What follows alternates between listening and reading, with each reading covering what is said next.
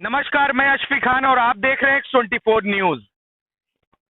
हाल चाहे जो भी हो, स्थिति चाहे जो भी हो, कहने को तो राज पार्टियां बहुत सी हैं, नेता बहुत से हैं, लेकिन जब पार्टी के पदाधिकारी सेवा करते नजर आते हैं तो उनको सिर्फ और सिर्फ सेवक ही कहा जाता है। हमारे सामने बैठे हैं समाजवादी पार्टी के एक युवा और जुझारू नेता संदीप यादव जी, जो कि लगातार पिछले 8 दिन से अपनी सेवा करते आ रहे हैं। बाढ़ में पीड़ित जो लोग फंसे हों उनको राहत सामग्री वितरित करने के लिए। जानते हैं इनसे क्या ऐसी सेवा करने से आपकी पार्टी को या आपको, ये पूरे समाज को क्या इससे प्रेरणा मिलती है कि पार्टी में रहकर नेतागिरी करने से या फिर समाज की सेवा करने से, दोनों में क्या फायदा मिलता है? नमस्कार संदीप जी। जी जी नमस्कार। संदीप जी, ये बताएं, आप पार्टी के एक युवा क्रांतिकारी नेता के रूप में जाने जाते हैं। हम क्रांतिकारी इसलिए कहेंगे कि आपने अपनी उम्र से ज्यादा मुकदमे आपने ले लिए अपने ऊपर, लेकिन जब सेवा के अभाव देखा जाता है तो सबसे पहले नाम आता है संदीप यादव का। क्या वजह है? देखिए, जिस दल में मैं राजनीति करता हूँ, समाजवादी पार्टी विचारधाराओं की पार्टी है। तो समाजवादी पार्टी अगर कभी भी आम जनता के बीच में अगर दुख परेशानियों में कहीं भी जनता घिरी रही है, चाहे उसके हक की लड़ाई लड़ने की बात रही हो या कोरोना काल में अगर संघर्ष करती हुई जनता रही हो, तो उसके साथ हम लोग खड़े रहे।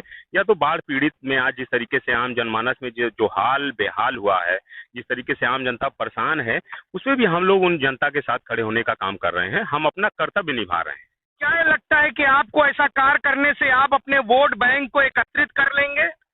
देखिए, वोट बैंक तो हमेशा से समाजवादी पार्टी के नेता आदरणीय अखिलेश यादव जी के निर्देश पर हमने कहा कि विचारधारा की राजनीति हम लोग करने वाले लोग हैं। रही बात वोट की, तो जनता इस बार एकदम मन बना चुकी है। जिस तरीके से भारतीय जनता पार्टी बाढ़ पीड़ितों के लिए सिर्फ हवाई यात्रा कर रहे हैं। माननीय मुख्यमंत्री जी हो, चाहे अभी केशव मौर्य जी इलाहाबाद में आए थे, उन्होंने सिर्फ हेलीकॉप्टर से जनता का दुख दर्द से ऊपर से जानने का प्रयास किया है, जबकि उनको नीचे आना पड़ेगा। देखिए कितने मकान यहाँ पर धराशायी हो गए हैं, बाढ़ों में कितने मकान बाढ़ से बह गए हैं।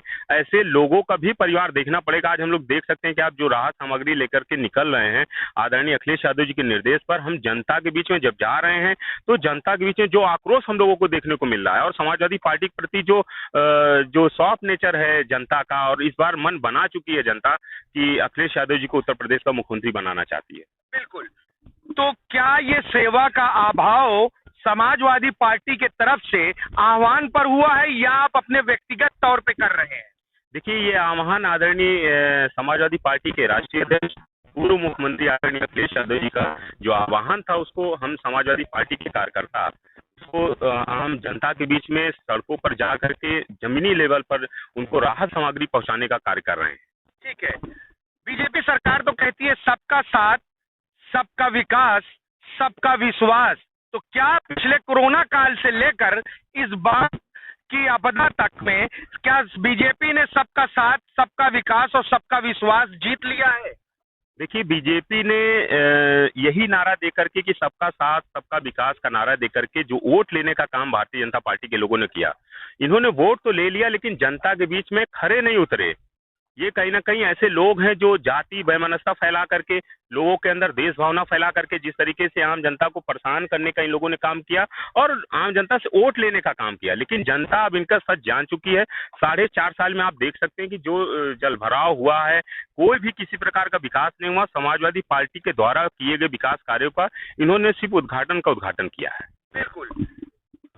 एक बहुत अहम मुद्दा रहा है हर पार्टी का, चाहे वो भारतीय जनता पार्टी हो, चाहे कांग्रेस हो, चाहे बहुजन हो, चाहे समाजवादी पार्टी हो या अन्य छोटे दल हो, शिक्षा पर, स्वास्थ्य पर, बेरोजगारी पर।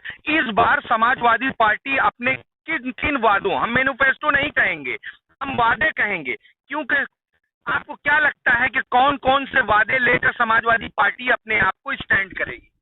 देखिए, हम वही हमारा पुराना हम फिर से कह रहे हैं कि हम विकास के नाम पर चुनाव लड़ेंगे।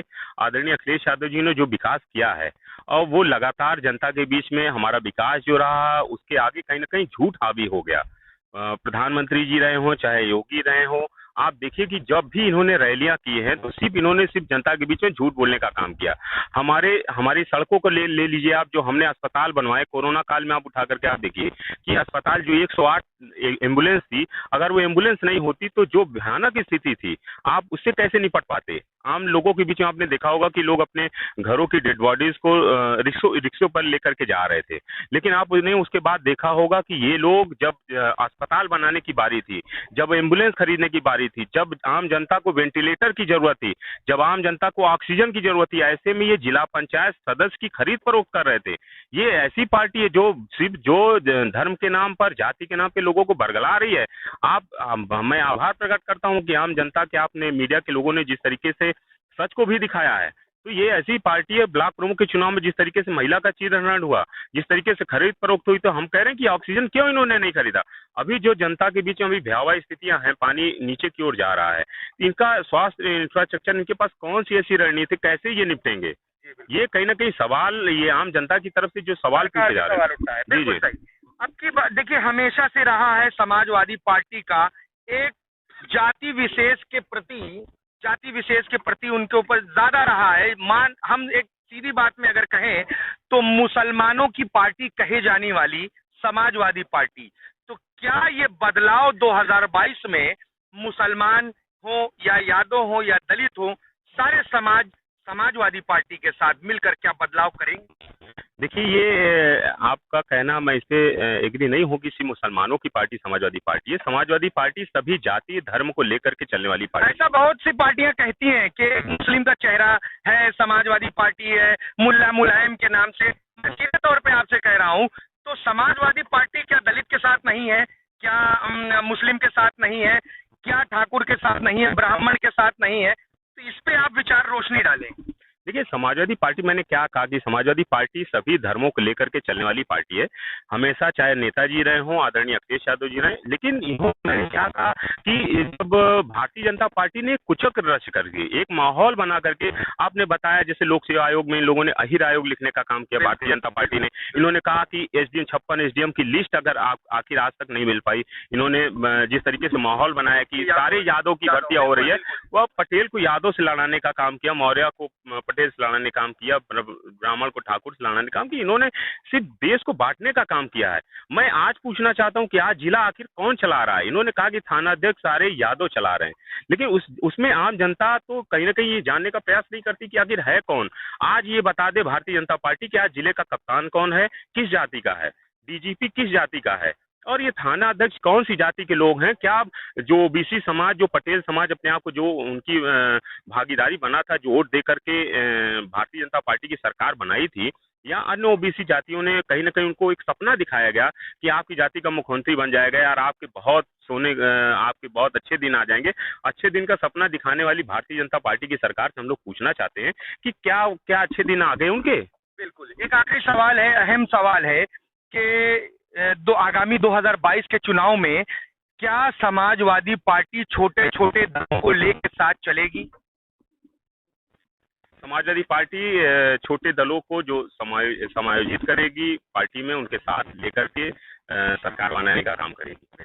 बहुत बहुत धन्यवाद। तो जिस तरीके से देखा, समाजवादी पार्टी का एक कहना है कि हमारा साथ सभी जाति, सभी धर्म विशेष के साथ है, ना कि कोई यादव या मुस्लिम।